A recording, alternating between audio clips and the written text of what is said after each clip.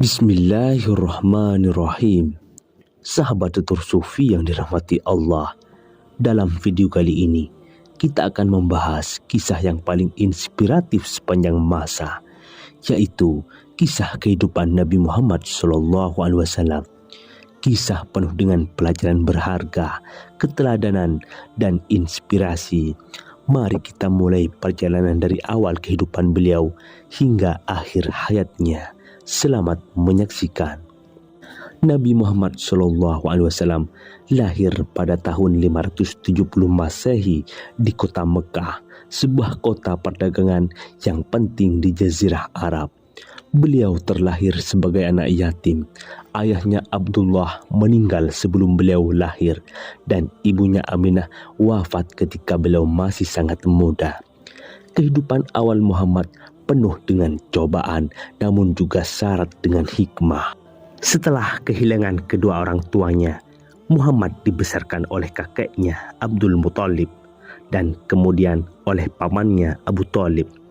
Meskipun tumbuh sebagai anak yatim, Muhammad dikenal julukan Al-Amin yang berarti terpercaya karena kejujurannya.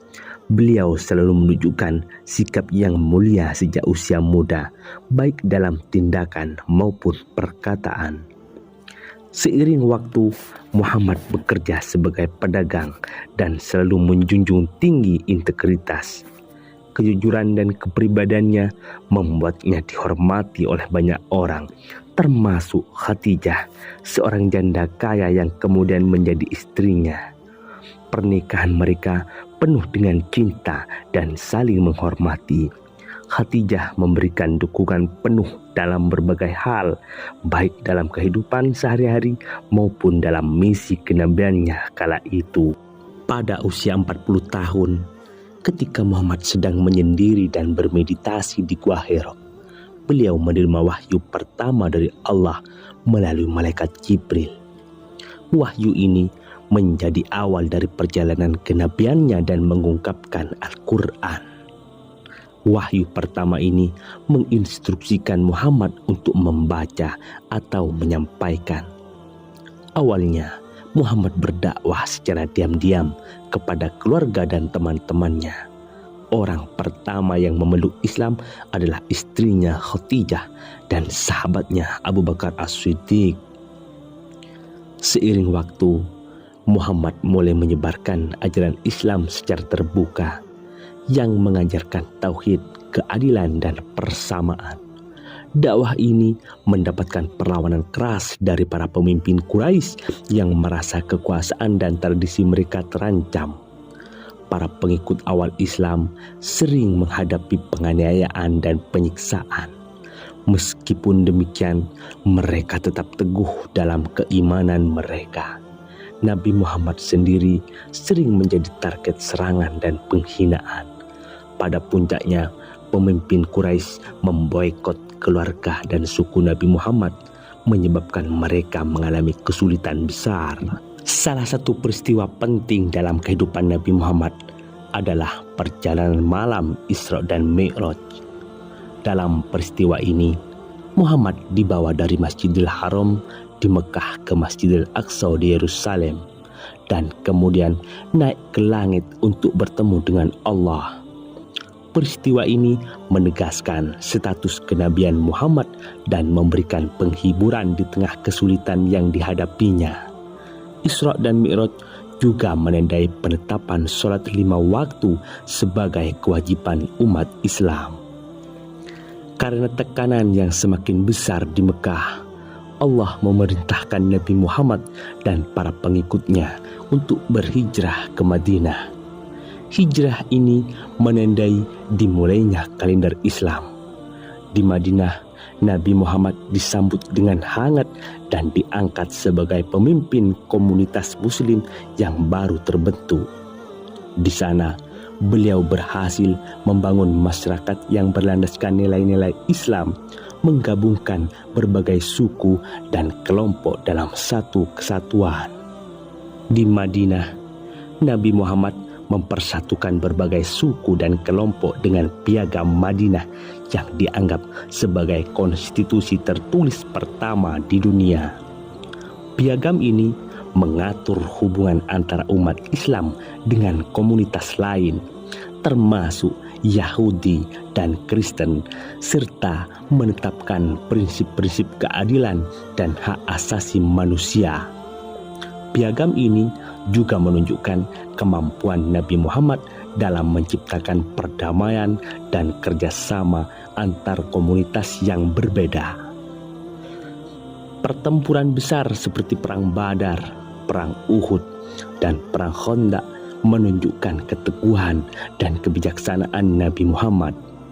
Di Perang Uhud, kaum muslimin mengalami kekalahan.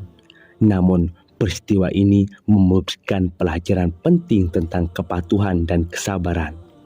Di Perang Khandaq, kaum muslimin berhasil bertahan dari pengepungan Mekah dengan strategi yang cerdik, yang menunjukkan kebijaksanaan dan ketahanan mereka. Salah satu pertempuran yang paling menentukan adalah Perang Badar, di mana kaum muslimin yang jumlahnya jauh lebih sedikit berhasil meraih kemenangan melawan pasukan Quraisy yang lebih besar. Kemenangan ini memperkuat posisi Nabi Muhammad dan para pengikutnya, serta membuktikan bahwa pertolongan Allah selalu bersama mereka yang beriman dan berjuang di jalannya. Setelah beberapa tahun, kaum muslimin semakin kuat, dan pada tahun 630 Masehi mereka berhasil menaklukkan Mekah tanpa pertumpahan darah. Nabi Muhammad dengan murah hati memberikan amnesti kepada penduduk Mekah yang pernah memusuhinya. Ini adalah salah satu contoh luar biasa dari sifat pemaaf dan kebijaksanaan Nabi Muhammad. Penaklukan Mekah menandai kemenangan besar bagi Islam dan menunjukkan kekuatan moral dan spiritual yang dibawa oleh ajaran Nabi Muhammad. Pada tahun 632 Masehi, Nabi Muhammad SAW melaksanakan Haji Wada, haji terakhirnya, di mana ia menyampaikan khutbah wada. Dalam khutbah ini, Nabi Muhammad menekankan persamaan semua manusia, hak-hak wanita, dan pentingnya berpegang teguh pada Al-Quran dan Sunnahnya. Beliau mengingatkan umat Islam untuk selalu menjaga keimanan dan saling menghormati serta membantu sesama. Tak lama setelah itu, Nabi Muhammad SAW wafat di Madinah. Kewafatannya meninggalkan kesedihan mendalam bagi para sahabat dan umat Islam.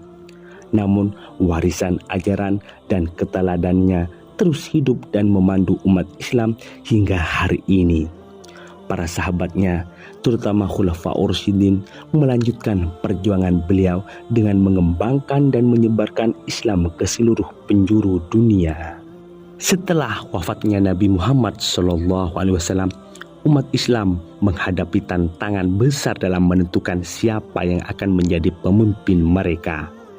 Abu Bakar As-Siddiq, sahabat terdekat Nabi dan orang pertama yang memeluk Islam setelah Khadijah, dipilih untuk menjadi khalifah pertama.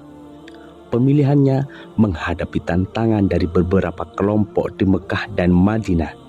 Namun keputusan tersebut akhirnya diterima oleh mayoritas umat Islam. Di bawah kepemimpinan Abu Bakar, Islam menghadapi periode yang dinamis.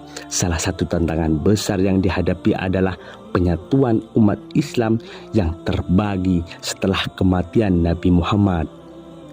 Abu Bakar menghadapi pemberontakan dari suku-suku Arab yang menolak membayar zakat, yang dipandang sebagai kewajiban keagamaan yang baru.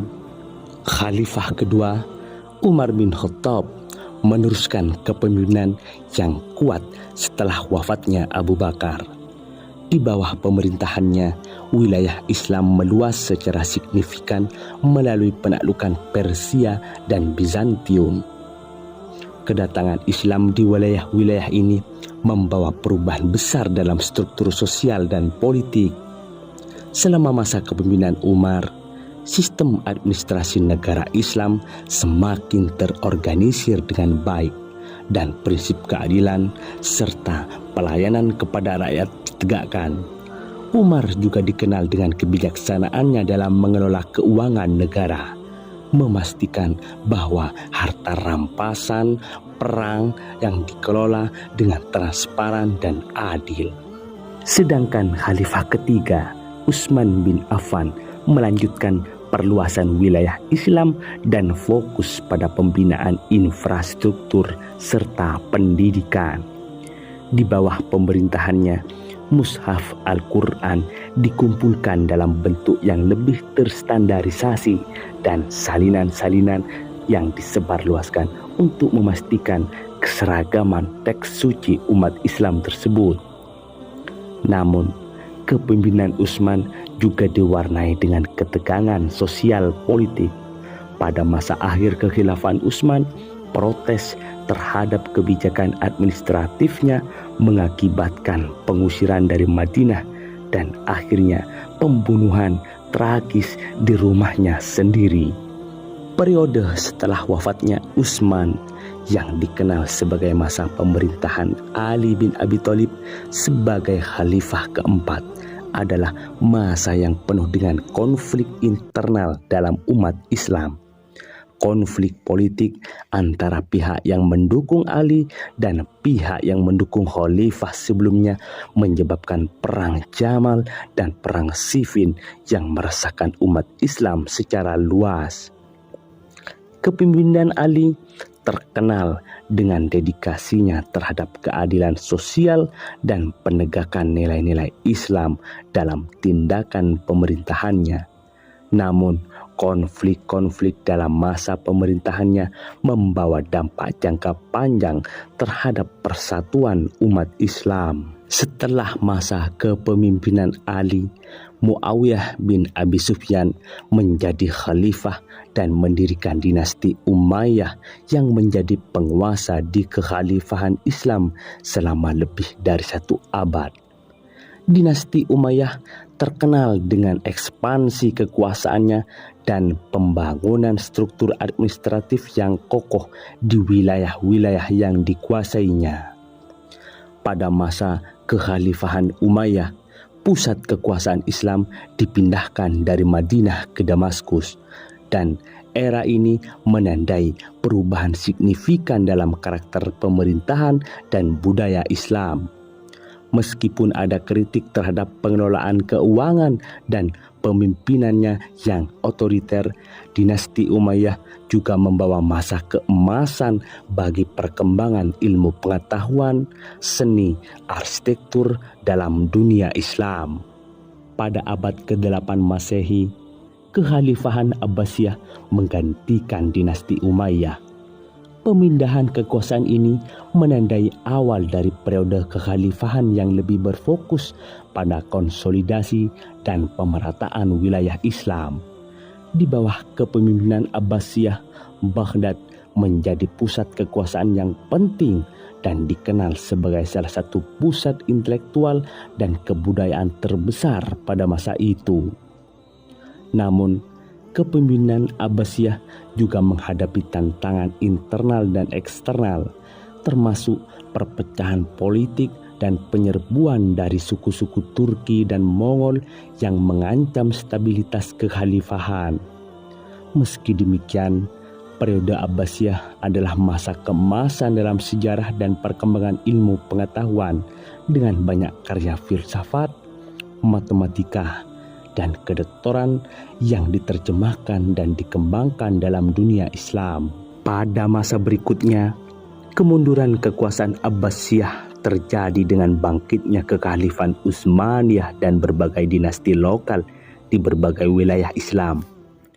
Periode ini menunjukkan keragaman dalam struktur politik dan pemerintahan Islam dengan banyak pusat kekuasaan yang muncul di Timur Tengah, Afrika Utara, dan Spanyol.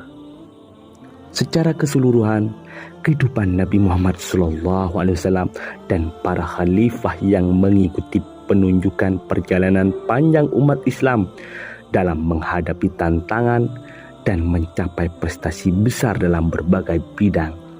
Warisan mereka dalam bentuk Al-Quran, sunnah, dan nilai-nilai Islam tetap menjadi panduan utama bagi umat Islam hingga hari ini. Demikianlah kisah inspiratif kehidupan Nabi Muhammad SAW dan periode setelahnya mencerminkan kegigihan, keadilan, dan semangat perjuangan dalam membangun fondasi peradaban Islam yang kokoh dan berpengaruh di dunia. Semoga cerita ini dapat memberikan inspirasi dan pemahaman yang lebih dalam tentang nilai-nilai yang dipegang teguh oleh Nabi Muhammad SAW dan umat Islam. Terima kasih telah menyaksikan. Sampai jumpa di video selanjutnya.